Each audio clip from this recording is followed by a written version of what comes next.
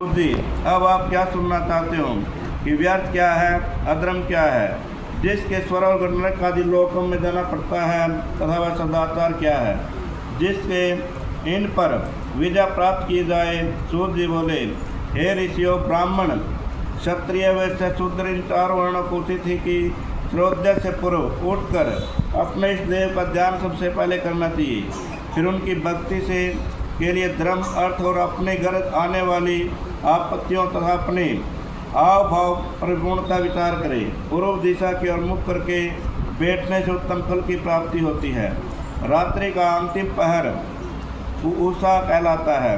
उसमें उठकर ब्राह्मण घर से दूर बाहर जाकर शौच आदि कर्मों से निवृत्त होकर और जल से देवताओं को स्नान करा के स्नान करें और कंठ पर नवल पर और जल से खड़े होकर स्नान करें। और परंतु ऐसा न करने से छूटने पुत्र दुर्ग प्राप्ति होती है। और अनुवाद करें, संध्या समय पश्चिम की ओर मुख करके प्रातः काल मध्य काल समय में आंगलियों को तीर्थ देवताओं को जल देवे, फिर अंगलियों के छिद्र से भगवान को जल देखे और प्रदक्षिणा कर शुद्ध होकर आचमन करे। संध्या से पहले संध्या न करे और अब समय से संध्या हो जाने पर ही संध्या करनी चाहिए। नित्य प्रति जितना जाप करना हो उससे 1000 गायत्री मंत्र का जाप करे। गायत्री जप करने का प्रमाण है कि यह 10 दिन में 1 लाख गायत्री का जाप पूरा करे। इस प्रकार देवताओं को तृप्त करने से अर्थ की सिद्धि होती है और जीव ब्रह्म को जल पर उपरान करके अभ्यास करे और सगड़ी कि वह आप भगवान के तीनों लोकों की पुष्टि के लिए रसोला स्थितियों और सहता है। इस प्रकार उनमें ज्ञान, कर्म, मन और बुद्धि लगा देने से परमात्मा भोग, मोक्ष और धर्म से ही दोनों साथ ही ब्रह्म पद की प्राप्त करते हैं।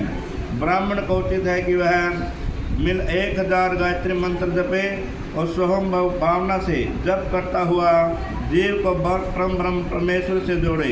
इस प्रकार 1000 का जाप करने के बाद ब्रह्म पद और 101 जप इंद्र पद देने वाला होता है।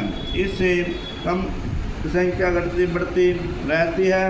रक्षा के लिए ब्राह्मण योनि प्राप्त होने के लिए परंतु नित्य सूर्य के सन्मुख जप करना उचित है और मंत्र वर्ष तक वैदिक पूर्व ऐसा जप करे कि संन्यास से लेवे। फिर प्रातःकाल 12000 ओंकार का जाप करे और हिसाब करके चरित्रहीन घर में 1.5 लाख का जाप पूरा करे। कम न हो तभी वह सत्य सन्यासी कहलाता है।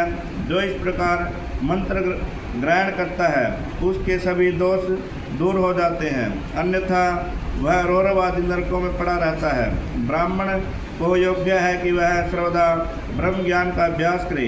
इससे धन से संचय हो कि यदि नियम पूर्वक उसके उपार्जन का दान करे, परंतु वह अपनी मनसा पूर्ण करने वाला गृहस्थियों का, और क्योंकि धर्म से अर्थ होता है धन, अर्थ से भोग होता है, भोग से वैराग्य उत्पन्न होता है, परंतु विपरीत अर्थ से पैदा किए हुए धन के उपयोग से मोह की प्राप्ति होती है। अतः धर्म 2 प्रकार का है, एक देह से उत्पन्न, दूसरा धन से।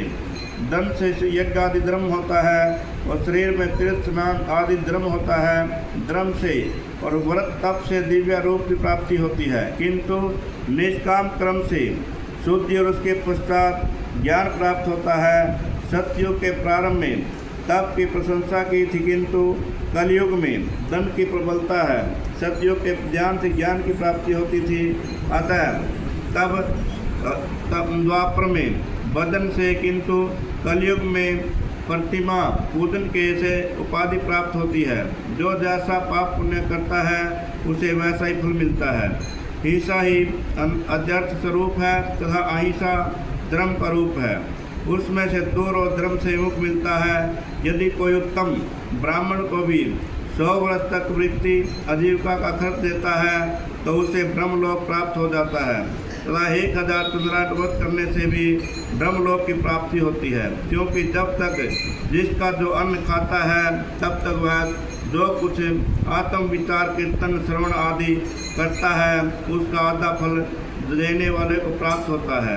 इसी प्रकार मैंने होने वाले चाहिए कि वह जो भी बीज से उसका अंश या सभी यथा सागर दूसरे दोनों को दान करते हैं वह तप करे और अन्य अतीत साधनों का अभ्यास करे और अन्यथा वह नरक आदि नरक में पड़ता है। मनुष्य को चाहिए कि वह अपने प्राप्त किए धन का 3 भाग करे। प्रथम भाग धर्म वृत्ति नित्य निमित्तिक आदि क्रम धर्म से वित्त को बढ़ावे, वतन का लोभ सिद्ध करे, किसी को पीड़ा न हो और जो अपने थोड़े से निर्वाह करे। यदि कृषि से उत्पन्न बिना धन हो तो पाप शुद्धि होती है, जिसके उसका दशांश भाग दान कर देना चाहिए। शेष से विधि पूर्वक उनका श्रृंगार चलावे, अन्यथा नरवादी नरक में पड़ता है और बुद्धि ही भ्रष्ट हो जाती है, अन्न ही न पैदा होगा।